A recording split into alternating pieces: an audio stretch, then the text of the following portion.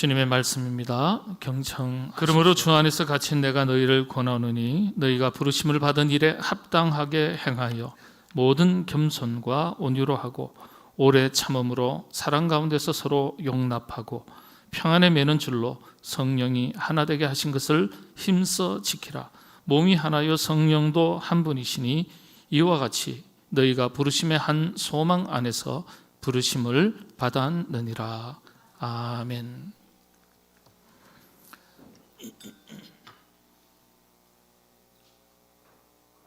우리 시대 한국교회, 한국 그리스도인들 특징을 설명하는 세 가지 용어가 있습니다. 어떤 용어일까요? 첫 번째는 기복신앙이라는 말입니다. 두 번째는 개교회주의라는 말입니다. 세 번째는 익명의 그리스도인. 이 세 가지 용어입니다.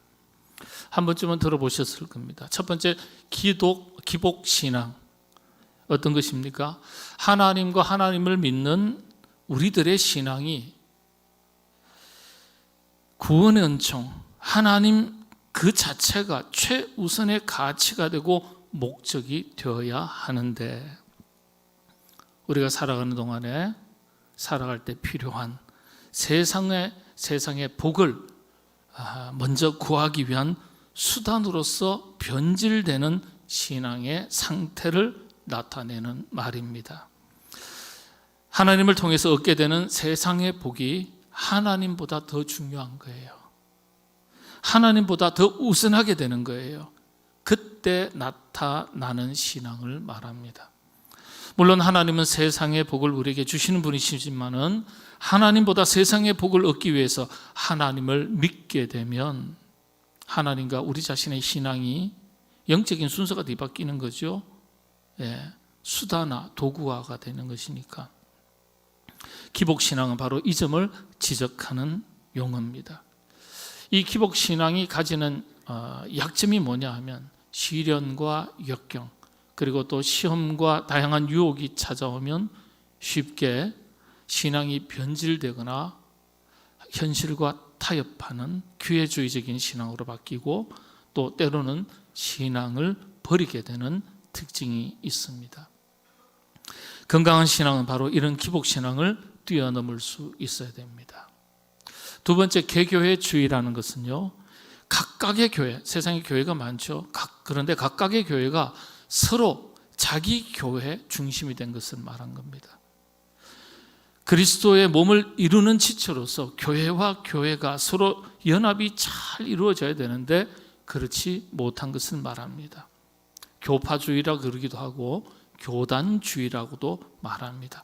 교파와 교단으로 교회가 나뉜 것을 말합니다. 서로 경쟁하고 반목하고 서로 갈등하는 것을 말합니다. 근데 여러분, 유럽 교회나 미국 교회를 보면요, 침례교회나 감리교회나 장로교회나 서로 교단과 교파가 달라도 이단이 아닌 이상은요, 같은 지역 내에 있는 교회끼리는 서로 소통하고 교제하고 또 선한 일에 함께 연합하는 일들이 아주 자연스럽습니다. 그런데 한국 교회는 교단, 교파가 서로 다르면 서로 소통하고 연합하는 일이 거의 없습니다. 한국교회 초교파 행사가 있기는 하지만은요, 극히 일부분에 그칩니다. 한국교회는 철저히 개교회 중심입니다. 심지어는 같은 교단 안에서조차도 교회 연합이 잘 이루어지지 않고 있습니다. 한국교회의 큰 약점 중에 하나로 꼽힙니다. 참 안타까운 일이죠. 세 번째, 뭐라고 말씀드렸습니까? 익명의 그리스도인들이라고 그랬습니다. 원래 이 익명의 그리스도인이라는 용어는요, 20세기 독일 캐톨릭 신학자이자 신부님, 사제였던 칼 라르나는 신부님이 처음으로 사용한 용어입니다. 예수 그리스도를 구주로 고백하거나 세례를 받지는 않았지만은 그럼에도 불구하고 양심에 따라서 선악을 구별하고 진리를 추구하고 살아가는 사람이라면 하나님의 은총 안에서 구원받을 가능성이 있는 사람이다. 이런 사람을 가리키는 용어였습니다. 예를 들면 뭐 이번에 Q&A 순회를 가면 뭐 그런 질문이 있다 그래요. 예, 이순신 장군 또 세종대왕 예수님 옛자도 몰랐는데 그 억울하지 않겠습니까? 그분들은 그러면 하나님 그냥 예수님 옛자도 몰랐다고 그냥 다 심판받고 지옥 가라 그러면 너무 억울하지 않겠습니까? 그런 기회가 있기라도 했어야 되는데 그런 분은 어떻게 할까요? 고린도전서에 사도 바울을 통해서 주신 말씀이 있습니다. 양심을 따라서 하나님께서 판단하실 것이다 그랬어요. 양심을 따라서. 이 양심이라는 게 뭐냐면 모든 사람에게 하나님께서 주신 기능이에요. 양심의 기능. 이 양심의 역할이 뭐냐? 기능이 뭐냐면 어떤 시대를 살았든지 관계없이 선과 악을 분별하면서 선을 따라서 살 수 있도록 하나님께서 부여하신 기능이에요. 그래서 양심을 따라서 하나님께서 판단하시겠다. 그렇게 말씀하셨습니다. 그러니까 이 양심을 따라서 구원받을 가능성이 있는 사람을 가리킬 때 익명의 그리스도인이다. 그건 뭐 2000년 전 혹은 뭐 몇백 년 전의 사람일 수도 있고요. 지금 오늘 이 시대의 사람일 수도 있는 거예요. 예, 그럴 수 있죠. 그런데 지금 이 시대의 사람이라고 말하기는 어렵죠. 지금은 복음이 구석구석 전 세상에 전 세계에 다 들어가 있으니까요. 자, 그런데 오늘날에는 어떤 의미로 이해를 하냐면 공동체 속에 신앙의 공동체 속에 속해 있지만은 공동체의 교제와 연합에 일정한 거리를 두고 자신을 드러내지 않고 조용히 신앙생활을 하는 성도들을 가리키는 용어로 많이 사용되고 있습니다. 한마디로 한 교회 안에서조차도 익명의 그리스도인이 많다는 것, 한 교회 울타리 안에 있기는 하지만은요, 말씀드리면 그저 서로 누가 누구인지를 모르는 채 지낸다는 의미입니다. 성도의 깊은 교제나 소통이나 연합이 없다는 뜻이에요. 현대교회는 이렇게 조용히 왔다가 조용히 사라지는 그리스도인들을 가리켜서 익명의 그리스도인들이다 이렇게 말합니다. 원래 처음에 사용됐던 용어의 의미와는 조금 달라졌죠. 지금 익명의 그리스도인들 지금도 많다는 거예요. 교회로서 볼 때 익명의 그리스도인들이 많은 것은요, 건강한 교회 모습이 아니지요. 개교회주의나 익명의 그리스도인의 문제는요, 모두 한국 교회에서 극복해야 될 핵심 과제 중에 하나입니다. 사실 개교회주의는 성도들의 영역에서 다루어지는 문제는 아니죠. 교회와 교회의 연합, 이런 것들은 교회 지도자들, 목회자의 어떤 영역이라고 할 수 있겠죠. 그런데 익명의 그리스도인의 문제는요, 성도 한 사람 한 사람 개인의 영역에서 다루어지고 극복해야 될 문제라고 할 수 있습니다. 개교회주의, 익명의 그리스도인, 이 공통점 하나가 있습니다. 어떤 것일까요? 개교회주의는요, 집단적 개인주의라고 말할 수 있어요. 우리 교회, 뭐 남의 교회는 뭐 신경 쓸 거 없고, 남의 교회는 뭐 자기들이 알아서 할 거고, 우리는 우리끼리 잘하면 된다. 개교회주의는요, 집단적 개인주의라고 말할 수 있어요. 그리고 익명의 그리스도인은요, 철저하게 사적인 신앙에 머무는 개인주의라고 할 수 있습니다. 다시 말씀드리면 개교회주의는요, 개인이 나만을 앞세우는 개인주의라기보다는요, 교회 단위의 자기 중심성이 강한 그런 상태를 말하는데, 말하자면 집단적 개인주의에 가깝습니다. 이에 비해 말씀드린 대로 익명의 그리스도인은 진짜로 뭐 신앙이 철저한 개인의 사적인 영역 안에서만 딱 머물러 있는 개인주의적 신앙이라 하겠죠.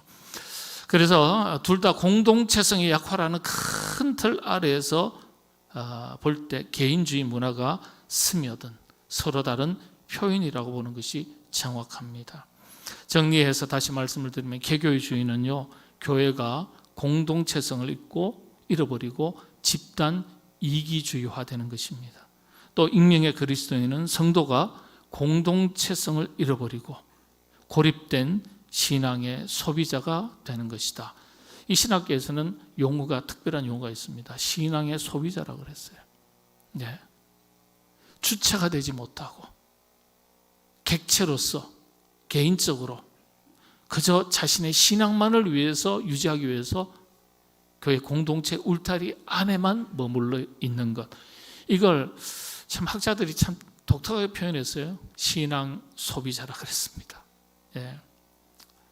둘 다 개인주의라는 문화적 토양이 이 현상을 낳았다, 그렇게 말씀드릴 수 있겠습니다. 이건 한국교회가, 그리고 한국교회 그리스도인들이 넘어서고 해결하고 극복해야 될 큰 산과 같은 숙제입니다. 이건 어느 한 교회만의 문제가 아니에요. 한국교회 전반, 한국교회 그리스도인의 전반에 나타나는 문제입니다. 결과가 어떤 겁니까? 결과의 핵심은요, 공동체성의 약화입니다. 공동체가 힘을 잃어버려요. 자, 그렇다면 이런 시대적 과제를 안고 있는 한국교회 성도들이 나아갈 방향이 어떤 것이겠습니까? 바로 공동체성 회복입니다. 방법은 서로 다를 수 있지만 목표는 같아요. 그런데 안타깝게도 교회 역시 개인주의라는 이런 시대 정신과 가치관의 흐름에 깊이 물들어 있습니다.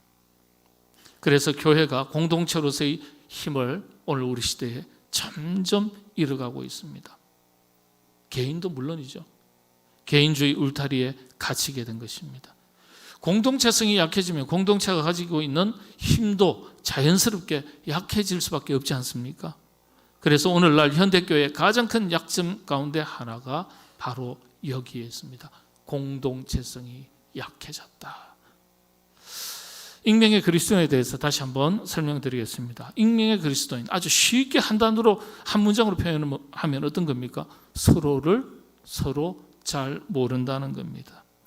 같은 교회 울타리 안에 다니지만 서로 누가 누구인지 잘 몰라요. 예배는 함께 드리지만 서로 얼굴도 잘 모릅니다. 밖에 나가서 만나도 우리 교회, 같은 교회 성도인지 모르는 경우가 적지 않습니다. 혹 얼굴은 알아도 이름을 모르고요, 혹 이름은 알아도 삶을 나누지는 않습니다. 교제가 얕아졌고 관계가 깊지 않습니다. 서로를 위해서 기도하고 함께 울고 함께 기뻐하는 공동체의 모습이 점점 약해지고 있습니다. 저도 부교육자 생활을 대형교회에서 했거든요. 한 8,000명, 10,000명 나오는 교회에서 부교육자 생활을 하면요, 제가 전체 수석 부목사들 하고 다 했지만은요, 누가 누군지 몰라요. 이분이 우리 교회인인지, 우리 교회 권사님인지, 내 교구의 권사님인지, 남의 교구의 권사님인지. 권사님이 400명 되는데 어떻게 알아요? 몰라요. 또 미국에 있을 때도 1,000명 교회는 공을 하나 더 붙이거든요. 굉장히 큰 교회예요. 근데 한 1,000명 정도 되면요, 시야에 밖에 들어오지 않는 교인들이 막 생기기 시작합니다. 보통 한 목회자가 자신의 시야 안에 들어오는 교인의 수를 한 300명으로 봅니다. 그 이상 되면요, 얼굴은 알아도 이름도 몰라요. 이름은 알아도 그 삶의 내용을 몰라요. 그렇게 됩니다. 재밌는 이야기가 있어요. 공개됐고 설교 때도 나왔기 때문에. 우리 교회가 아니고 동안교회. 교회 오는 날, 주일날 저 골목골목에서요, 서로 차가 복잡하게 얽히니까 두 차가 지역 주민인지 뭔지 알게 뭐겠습니까? 내려서 다퉜네요. 다투고 싸웠어요. 나중에 어떻게든지 좀 언쟁이 있었다가 돌아서서 이제 주차장으로 들어오는데 보니까 나하고 같이 좀 다퉜던 사람이 주차장으로 쑥 들어오는 거예요. 나도 쑥 들어가는 거예요. 같은 교회 집사님이셨어요. 이게 그 교회에, 제가 부목사로 있었던 그 교회의 유명한 이야기입니다. 예, 목사님도 설교 시간에 얘기하셨고, 이 두 분은 얼마나 창피하겠어요. 그렇죠? 그런 일들이 있어요. 공동체가 서로 모른다는 거예요. 1층에 계신 분 2층 잘 몰라요. 2층에 계신 분들 1층 잘 몰라요. 그러실 수 있죠. 예, 식사하면 그나마 얼굴이라도 알아요. 식사도 안 하시면 어떻게 해요? 우리 교인인지 남의 교인인지, 한번 오셨다 가는 건지 그냥 가시는 건지 모릅니다. 몰라요. 그나마 등록해야지 그 다음에 관계가 시작됩니다. 그래서 등록하라는 거예요. 예, 주변 교회 다 다녀보시고 마음에 드는 교회 등록하세요. 그리고 왔다 갔다 하지 마시고 그 교회 열심히 다니세요. 우리 교회 등록 안 하셔도 돼요. 예. 우리 교회 좋은 교회입니다. 등록하셔도 됩니다. 저희 교회 올해 표어가 뭡니까? 한 몸 한 영으로 굳건히 서는 공동체, 이렇게 정했습니다. 단순한 구호 이상의 의미가 있죠. 약해진 공동체성을 다시 회복하자는 거예요. 이게 우리의 목표고 기도의 제목이고 하나님께서 우리에게 부여하신 하나의 방향입니다. 오늘날 우리 교회는요, 선교도 해야 되고 전도도 해야 되고 세상을 향한 대사회적인 책임도 감당해야 됩니다. 그런데 이 모든 사명을 감당하기 이전에 먼저 회복해야 될 것이 있습니다. 먼저 회복되어야 할 것이 있습니다. 그게 바로 공동체성입니다. 공동체가 건강해야 사명을 감당할 수 있지 않습니까? 공동체가 힘이 모아져야 세상을 섬길 수 있는 거예요. 한국교회 대사회적인 영향력, 예전보다 많이 약해진 이유 어디에 있습니까? 단순히 숫자가 줄어서 그렇습니까? 그런 부분도 있겠지만은 신앙 공동체의 결속력이 약해지고 교제가 이루어지지 않고 함께 힘을 모으는 공동체성, 공동체 힘이 약해진 이유 때문입니다. 오늘날에는 개인주의가 참 강한 시대입니다. 이 개인주의가 더 강해지면 이기주의가 될 수도 있겠지만은 보통 일반 요즘 최근에 많이 나온 용어죠. 자기 중심성이라 그럽니다. 개인주의가 그냥 개인주의가 아니라 아주 강화된 개인주의, 자기 중심성이 아주 강한 개인주의. 자기 중심성이라는 게 뭐예요? 모든 일에 그 중심에 누가 있다는 거예요? 자기가 있다는 거예요. 모든 기준에 자기예요. 이렇게 자기 중심성이 강한 개인주의가 강한 시대입니다. 개교주의도 강해요. 그리고 무엇보다도 익명의 그리스도인들이 너무 많아진 시대입니다. 자, 그렇다면 어떤 교회가 건강한 교회겠습니까? 어떤 그리스도인들이 건강한 그리스도인이겠어요? 어떤 교회가 힘 있는 교회겠어요? 어떤 교회, 어떤 신앙의 공동체가 힘 있는 신앙의 공동체이겠습니까? 건물이 큰 교회도 아니고요. 단순히 숫자가 많이 모인다고 그런 교회도 아니에요. 어떤 프로그램이 많은 교회도 아니에요. 공동체성이 살아있는 교회가 건강한 교회입니다. 서로가 서로 잘 연결되어 있고 알고 사랑하고 서로를 위해서 깊이 있게 교제하면서 기도하는 교회가 건강한 교회입니다. 그런 공동체를 하나님께서 사용하시는 거예요. 그리고 맡겨주신 사명을 끝까지 잘 감당할 수 있는 겁니다. 왜냐? 공동체가 힘을 모을 수 있고 공동체성이 강하기 때문에. 여러분 초대교회를 한번 보세요. 교인 수는 많지 않습니다. 여러분들 핍박받던 시절이잖아요. 지하교회. 이 지하교회의 의미가 카타콤, 물론 무덤교회 지하로 들어가서 그곳에서 생활하던 지하교회를 가리키는 말도 있지만은 또 터키 그 중부 지역의 갑바도기아 척박한 땅에 동굴로 찾아 숨어 들어간 대림구역 같은 지하 아주 깊은 곳까지 들어가서 살았던 그 교회와 성도들을 가리켜 지하교회 교인이라고 말하기도 하지만은요, 로마 시대에 핍박받던 사람들이 어디에서 모였습니까? 가정에서 모였어요. 가정에서 표시가 안 나게.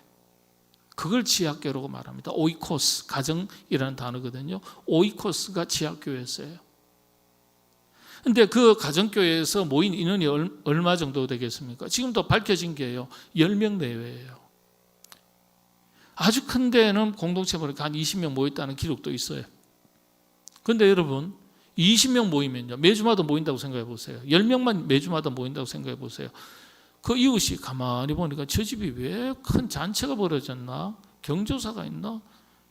매주마다 어느 날 보니까 들락날락 사람들이 많이 하네. 주변에 로마 핍박 시대니까요. 신고 들어가요. 저기 좀 이상한 사람들 모인다. 그럼요. 한 가정이 무너지는 게 아니라 그 가정교회에 모이는 지하교회의 모든 성도들의 각각의 가정들이 다 쑥대밭이 되는 거예요. 그래서 가정교회에서 보통 모인 숫자가 10명 정도 내외, 많게는 20명, 그 이상 되지 않습니다. 20명도 많은 거예요. 보통은 10명 내외라 그래요. 극심한 핍박 가운데서도 모였습니다. 지금처럼 뭐 아름다운 예배당이 있었던 것도 아니에요. 대부분 가정에서 숨어서 예배드렸고 때로는 지하에서 모였습니다. 얼마 되지도 않아요. 그러니 재정이 넉넉했겠어요? 재정도 넉넉하지 않았어요. 그럼에도 불구하고 성도들은 서로의 형편을 살피고 돌아보면서 함께 자기의 것을 나누었다고 사도행전에 분명히 기록하고 있습니다. 초대교회 헌금 가운데 중요한 하나가요. 어떤 겁니까? 연보라는 말 들어보셨나요? 예, 이분들은 연보라는 말을 들어보신 분은 연식이 좀 되신 분들이에요. 요즘은 연보라는 말 사용하지 않죠. 저는 어린 시절에 연보라고 했습니다. 그런데 한글 성경에서는 연보라고 번역을 했지만은 원어는 구제헌금입니다. 구제헌금이에요. 어려운 이웃들이 많았기 때문에 구제헌금을 내어서 교인들 가운데서도 배를 곪고 여러 가지 남편을 잃어버리고 핍박 가운데 삶이 어려운 형편에 있는 그런 성도들을 돌보는 데 사용했습니다. 그게 연보예요. 초대교회에 세 가지 헌금이 있었는데 11조가 있었어요. 구약 정통으로부터 이어지는 11조예요. 그리고 말씀드린 대로 구제헌금, 연보가 있었고요. 그 다음에 또 하나 더 있습니다. 이게 주정헌금이에요. 감사의 예물입니다. 한 주 동안 살아왔던 것에 대해서 하나님 앞에 감사하는 거예요. 예, 지난 한 주 동안도 이 폭염 가운데 하나님께서 지켜주신 것 감사하면서 나오실 때 주정헌금을 드리는 겁니다. 그냥 드리는 게 아니에요. 감사의 주정헌금은 감사의 예물입니다. 이건 여러분들 하고 말고가 아니에요. 주일날 오시면 주정헌금은 반드시 하셔야 되는 거예요. 항전 제지들 가운데 깜빡해서 그런지 안 하시는 분들 계시더라고요. 하셔야 됩니다. 성경의 가르침이에요. 초대교회로부터 지금까지 오는 공식적인 헌금이 종류가 세 가지입니다. 11조, 연보, 구제헌금, 주정헌금이에요. 하나님께서 베풀어 주신 자신의 마음과 신앙 고백을 함께 담아서 드리는 것이 감사의 예물, 주정헌금입니다. 그러니까 주정헌금 반드시 하셔야 돼요. 안 하신 분들은 오늘 돌아가셔가지고 하시기 바랍니다. 네. 그 성경의 가르침이니까 여러분이 불편하게 들으시든 편하게 들으시든 관계없어요. 저는 가르쳐야 될 의무가 있기 때문에. 네. 모든 것이 부족하고 열악했지만 그럼에도 불구하고 하나님께서는 그 공동체를 통해서 이런 공동체를 통해서 세상을 변화시켜 나가셨습니다. 사도행전 17장 6절에 초대교회를 향해서 이렇게 말합니다. 가르쳐주고 있습니다. 초대교회에 대해서 이렇게 세상 사람들이 말합니다. 천하를 어지럽게 하던 이 사람들이 여기도 이르매. 또 다른 번역본에서는 세상을 뒤집어 놓은 사람들이 여기까지 왔다. 이렇게 번역했어요. 천하를 어지럽게 했다. 세상을 뒤집어 놓는 사람들이 여기까지 왔다. 누굴 말하는 거예요? 그리스도인들을 말하는 거예요. 영어 성경에서는 upside down이라고 했습니다. 이게 이런 거예요. 삽을 가지고 땅을 한번 탁 타서 들어요. 업 시켜요. 그 다음에 사이드 옆으로 옮겨가지고 다운 뒤집어 놓는 걸 말하는 거예요. 완전 땅을 완전히 뒤집어 놓는 거예요. upside down. 그러니까 완전히 뭐 그냥 세상을 요동케 하고 천지를 뒤집어 놓는 복음으로써 대단한 공동체, 대단한 그리스도인들을 표현한 겁니다. 얼마나 놀라운 표현이에요. 세상을 뒤흔든 힘은요, 한 사람의 능력이 아니었어요. 바로 공동체의 힘이었던 거예요. 공동체 힘. 한 개인으로서는 약하지만은 공동체가 연합하면 얼마나 그 폭발력이 있는지 몰라요. 왜냐? 성령님께서 함께 하시기 때문에. 네.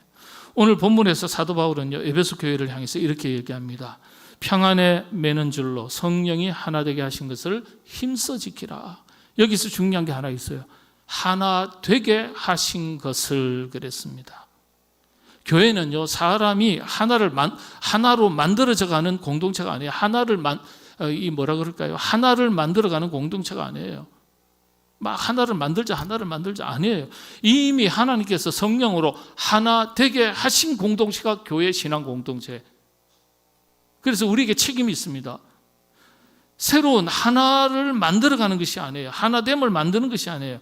하나님께서 이루어 놓으신 하나됨을 잘 지켜가야 될 책임과 사명이 우리에게 있는 겁니다. 여러분이 인지하시든 인지하지 못하시든 느끼시든 느끼지 못하시든 우리는 뭐라고요? 하나라는 거예요. 성령님께서 그렇게 만들어 놓으셨다는 거예요. 그래서 그 하나 된 것을 힘써 지키라는 거예요. 한 몸이라 그랬죠. 사도 바울이 몸이 하나요 그랬습니다. 몸이 하나요. 교회는 그리스도의 몸입니다. 우리는 모두 서로 다른 모습과 직분을 가지고 있지만 영적으로는 하나의 몸을 이루는 지체들입니다. 여러분들은요. 몸은 서로 연결되어 있어야 건강하지 않습니까? 눈만 있어도 안 되고 손만 있어도 안 되고 발도 필요하고 귀도 필요하고 눈, 코, 입 다 필요합니다. 모든 지체가 서로 다른 것 같지만 서로 연결될 때 몸은 건강하게 살아 움직이는 것입니다. 이건 일반적인 상식이에요. 하나님께서 우리의 신앙의 공동체를 이렇게 이미 하나 되도록 만들어 놓으셨다는 거예요. 우리가 하나인 줄 아느냐 모르느냐는 그건 개개인의 몫이에요. 깨닫느냐 못 깨닫느냐는 개개인의 몫이에요. 우리는 이미 영적인 가족 공동체인 겁니다. 한 몸이니까. 그래서 서로 잘 연결되고 서로 소통하고 서로 깊이 있게 교제하고 서로 깊은 유기적인 관계가 이루어져야 건강한 교회가 되는 것입니다. 사도 바울은 바로 이 점을 지적하고 있습니다. 또 오늘 보면은 말씀에 보면 한 영 그랬습니다. 성령도 한 분이시다. 교회는 사람이 만든 조직이 아니죠. 성령님께서 세우시고 성령님께서 하나 되게 하신 공동체가 교회입니다. 여러분 우리가 가만히 보면요. 성격도 다르고 자란 환경도 다르고 배운 것도 다르고 생각도 다르고 신앙의 색깔도 달라요. 그런 사람들이 하나 되는 것은요. 인간의 능력만으로는 불가능한 것입니다. 그런데 성령님께서 서로 다른 것이 갈등이 되지 않고 충돌되지 않고 어떻게 되도록 만들어 주시는 거예요? 조화가 되도록 만들어 주시는 거예요. 그래서 하나가 되게 하시는 거예요. 그래서 교회는요. 하나 되기 위해서 애쓰는 공동체 이전에 물론 그런 노력도 필요하지만은 성령님께서 하나 되게 하신 것을 끝까지 지켜내야 하는 공동체가 바로 교회 공동체입니다. 이게 하나님께서 교회에 맡기신 공동체적인 책임이고 성도들 개개인의 책임이고 교회를 세우는 또 하나의 개인의 사명이라고 말씀드릴 수 있습니다. 말씀을 정리합니다. 우리 모든 삼손 가족들이 공동체에 대한 분명한 소속감을 가지고 서로 사랑하고 서로를 위해서 기도하고 연합하고 교제에 힘쓰는 믿음의 권속들이 다 되시기를 바랍니다. 그게 건강한 거예요. 저는 늘 말씀드리지 않습니까? 눈에 보이는 양적인 성장만을 추구하는 것 아니에요. 예. 교회는 말씀드리면 숫자 노름하는 데가 아니에요. 100명이면 100명이 다 공동체로 연합하는 것. 이게 참 좋은 공동체, 건강한 공동체, 건강한 교회입니다. 예? 하나님께서 하나 되게 하신 교회를 더욱 굳건하게 세워나가고 이 안에서 함께 기뻐하고 함께 울고 함께 성장하는 행복한 신앙 공동체를 이루어 가시는 여러분 다 되시기를 바랍니다. 그래서 영혼 구원을 위해서 선교하고 전도하고 복음의 사명을 힘있게 감당하는 우리 교회와 모든 성도님들이 될 수 있도록 주님께서 크신 은혜 더해 주시기를 바랍니다. 특별히 이번 정교인 여름 수련회 단순한 행사가 아니라 하나님께서 우리 교회가 한 몸, 한 영으로 굳건하게 서는 그런 공동체로 서가는 훈련의 장이 될 수 있도록 은혜 주시기를 바랍니다. 기도하겠습니다. 성령이 하나 되게 하신 것을 힘써 지키라.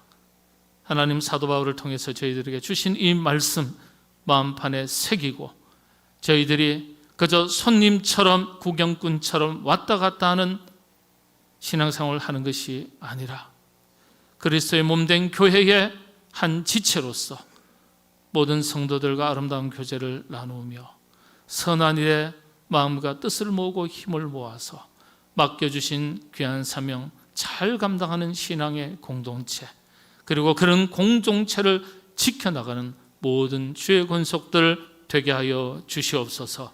이번 여름 수련회가 그런 공동체성을 세워나가는 참 좋은 행복의 잔치자리가 될 수 있도록 성령님께서 은혜 더하여 주시옵소서. 예수님의 이름으로 기도하옵나이다. 아멘.